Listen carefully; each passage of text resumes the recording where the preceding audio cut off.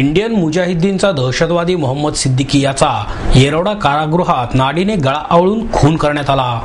मोहोळ टोळीचा म्होरक्या शरद मोहोळ आणि आलोक भालेराव या दोघांनी सकाळी 9:30च्या सुमारास अंडा सेलमध्ये सिद्दीकीची हत्या केली।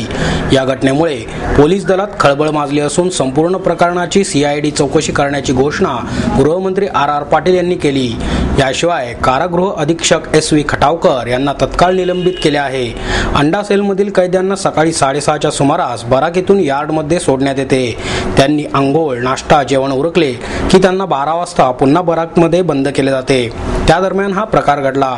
दगडूशेठ गणपती मंदिरामध्ये बॉम्ब ठेवण्याचा प्रयत्न केल्याप्रकरणी मोहम्मद कातील मोहम्मद जाफिर सिद्दीकी याला दहशतवादी विरोधी पथकाने 1 मे 2012 रोजी दिल्ली पोलिसांकडून ताब्यात घेतले होते।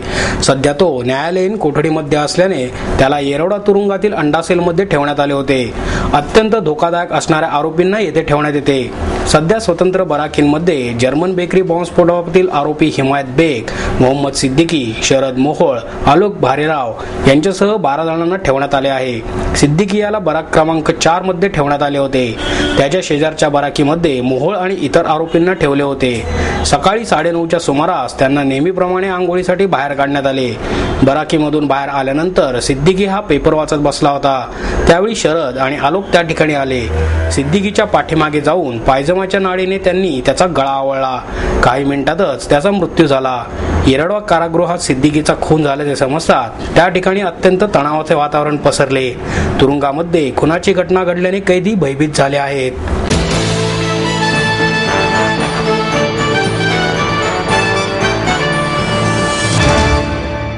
BSNL ने अवघ्या 3,500 रुपयात आपला पहिला टॅबलेट PC पुण्यात सादर केला।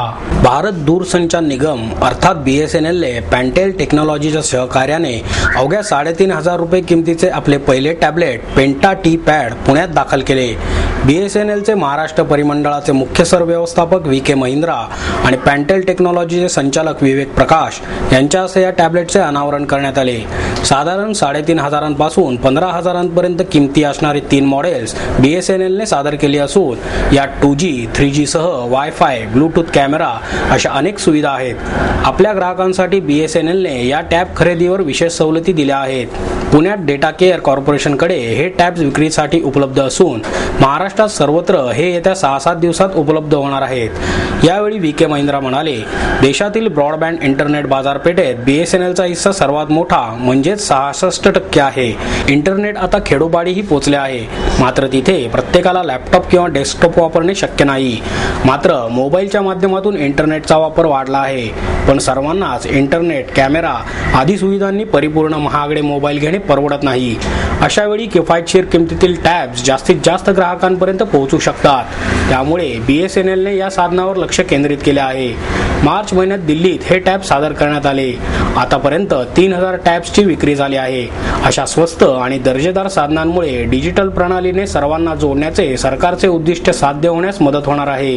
तसेच देशातील डेटा सर्व्हिसेसमधून मिळणारा महसूल हा फक्त 10% इतका आहे। त्यामुळे विस्तारासाठी प्रचंड संधी या बाजारपेठेत उपलब्ध आहे।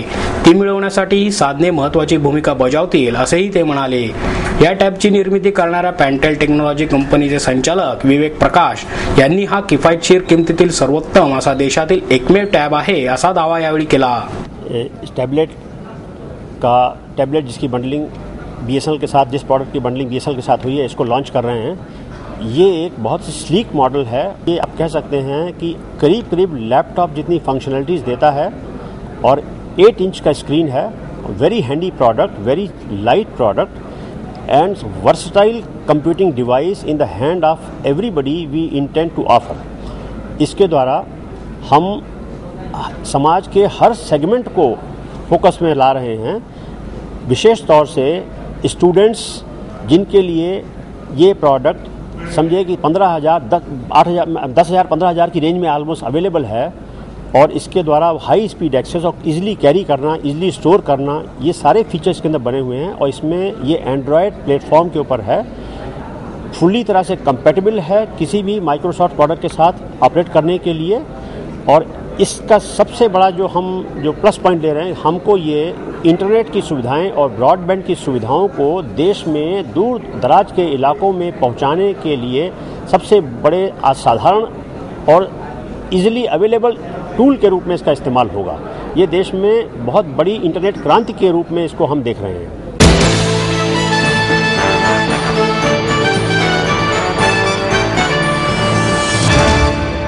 काशिक गाव येथील आदिवासी शाळेतील मुलांना संगणक प्रदान कार्यक्रम उत्साहात संपन्न झाला। शिक्षणाबरोबरच आधुनिक तंत्रज्ञानाची माहिती विद्यार्थ्यांना व्हावी यासाठी चुनौती सामाजिक आणि सांस्कृतिक संस्थेच्या वतीने काशिकगाव तालुका मुळशी येथील आदिवासी शाळेतील मुलांना नगरसेवक दिलीप बराटे यांच्या हस्ते संगणक प्रदान करण्यात आला। यावेळी नगरसेविका लक्ष्मी दुधाने, योगेश मोकाटे, शिक्षण मंडळ सदस्य मंजुश्री खर्डेकर, कासार समाजाचे अध्यक्ष राजेंद्र अचलारे, निवृत्त पोलीस निरीक्षक दत्तात्रय टेमघरे, संस्थेच्या अध्यक्षा रत्नप्रभा कटारिया, सुनील कटारिया, क्षमा कटारिया आणि संस्थेचे सेक्रेटरी अशोक कोळपकर यावेळी उपस्थित होते। नगरसेवक दिलीप बराटे म्हणाले, शहरात झपाट्याने विकास होत आहे, परंतु ग्रामीण आणि आदिवासी भागात शिक्षणाबरोबर संगणक ज्ञानाची गरज आहे। त्यासाठी चुनौती या सामाजिक संस्थेने केलेले हे काम वंदनीयच आहे। दत्तात्रय टेमगिरे म्हणाले, मी पोलीस खात्यातून निवृत्त झालो असलो तरी सामाजिक आणि शासन यातून निवृत्त झालो नाही। आपण आपले जीवन जगत असताना समाजासाठी काहीतरी थोडी मदत जरूर करायला पाहिजे असेही त्यांनी नमूद केले। क्षमा कटारिया यांनी प्रास्ताविक केले, तर संस्थेचे सेक्रेटरी अशोक कोळपकर यांनी संस्थेविषयी माहिती देऊन आभार प्रदर्शन केले। सामाजिक आणि शासन यांच्याशी निगडीत 24 तास कार्यरत असणारे एक सामाजिक सेवा करणारी संस्था आहे। मी पोलीस खात्यातून पोलीस विभागातून सेवानिवृत्त झालो, परंतु सामाजिक आणि शासन यातून सेवानिवृत्त झालेलो नाही। मला आता पेन्शन मिळणार आहे, हा समाजाचा पैसा आहे आणि त्या समाजाच्या पैशाचा करता मला काहीतरी यापुढे देखील करणं गरजेचं वाटतं। म्हणून मी पोलीस आयुक्तांच्या समक्ष जे भाषण केलं त्यामध्ये मी सांगितलं की मी पगार घेणार आहे, त्याकरता मी सामाजिक कार्य लोकांशी करतच राहणार अशी मॅडमला ग्वाही दिली, आमच्या शिटी मॅडमला। त्यामुळे त्यांनी देखील त्याचं कौतुक। सर्वांनाच संधी मिळते असे नाही, पोलीस खात्यामध्ये ती कशी घ्यायची हे प्रत्येकाने ठरवलं पाहिजे। मी काशीगावचा मूळचा, त्या ठिकाणी माझं शिक्षण झालं, म्हणून गावाकरता काहीतरी करावं अशी पहिल्यापासून माझी धारणा होती। म्हणून 1989 सालापासून पहिल्या, दुसरा आणि तिसरा नंबर येणाऱ्या विद्यार्थ्यांना कपडे आणि पुस्तके देत असतो। 1989 सालापासून की आपण ज्या शाळेत शिकलो, ज्या शाळेने आपल्याला मोठं केलं त्याचं काहीतरी आपण ऋण फेडायला पाहिजे। म्हणून मी 89 सालापासून 21 मुलांचं कपडे, पुस्तकं वगैरे देत असतो आणि गावाला 1-2 वर्षात गावचा चेहरा मोहरा बदलून टाकणार आहे। म्हणून प्रत्येकाला एक विनंती आहे की आपण स्वतःचं जीवन कुणीही जगतो, 3,000 पगाराला जगतो, 10,000 पगाराला राष्ट्रपती जीवन जगतात, रस्त्यावरचा भिकारी पोट भरतो, सगळेजण पोट भरतात। फक्त आपण आपला आयुष्य जगत असताना समाजाकरता काहीतरी थोडीशी बांधिलकी आपल्या आपल्या लायकीप्रमाणे, ज्याला जास्त पैसे मिळतात तो जास्त करेल, ज्याला कमी मिळतात तो करेल, तो कमी हे करेल।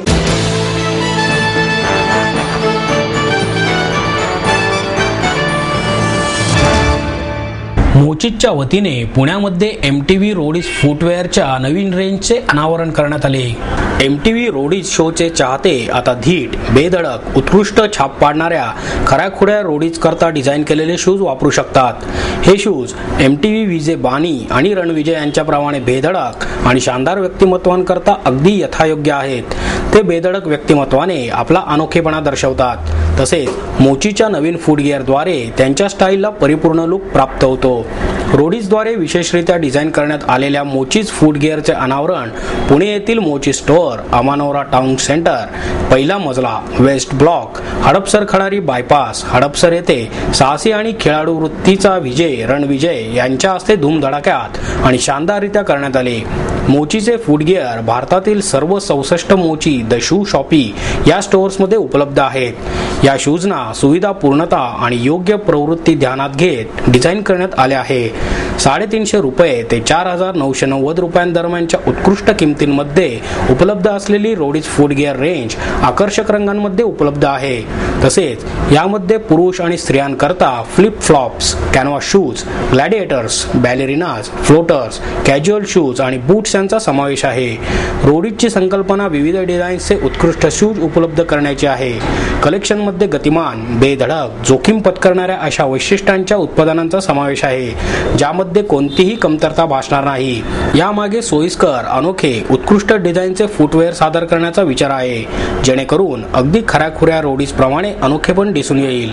शूजचे हे कलेक्शन आजच्या युवांची ओळख आहे, तसेच हे प्रत्येक प्रसंगाकरता अनोखी स्टाईलही सादर करते। स्टायलिश रोडी रणविजय म्हणाले, प्रत्येक प्रसंगाकरता रंग, स्टाईल आणि डिझाईनचे शूज उपलब्ध आहेत। हे अनोखे कलेक्शन तुमच्या वॉर्डरोबमध्ये असलेच पाहिजे। हे शूज तुमच्यासाठी अगदी फिट असण्याबरोबरच तुमची अनोखी स्टाईल देखील दर्शवतात। तसेच एखाद्या रोडीप्रमाणे हे तुमची मजबूती आणि बेधडकपणा दर्शवतात, असेही त्यांनी नमूद केले।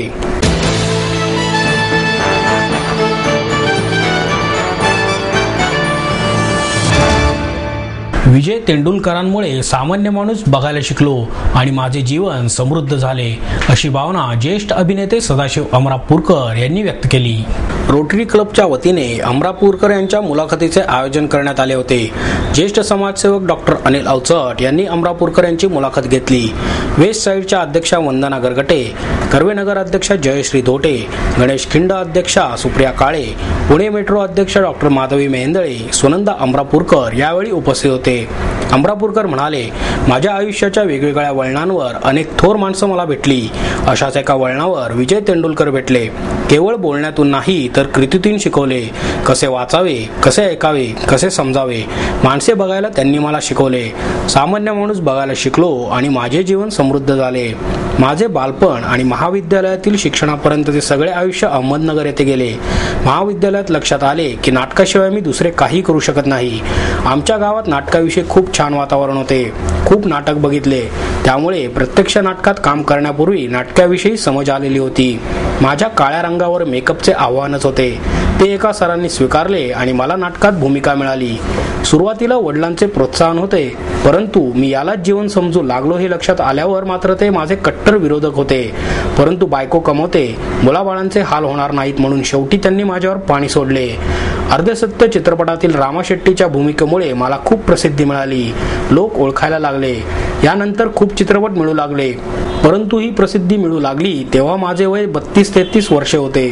सिनेमात काम करावे असा हेतू नव्हताच, नाटकाचे वेळ होते, त्यामुळे सिनेमातून मिळालेल्या प्रसिद्धीने हुरळून गेलो नाही, असेही अमरापूरकर यांनी सांगितले।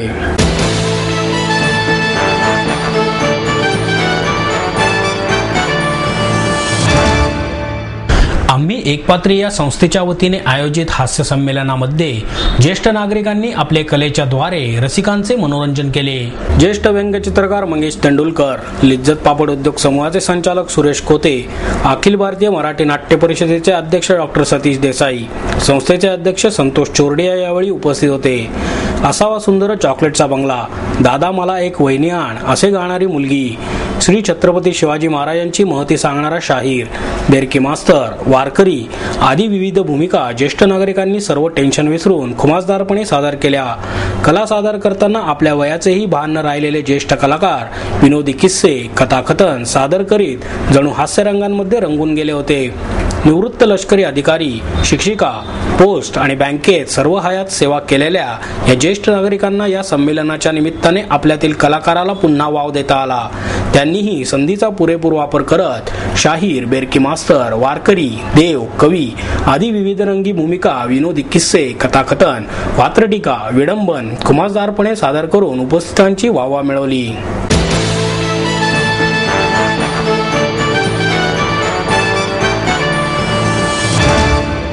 आणि याबरोबरच हे बातमीपत्र संपलं।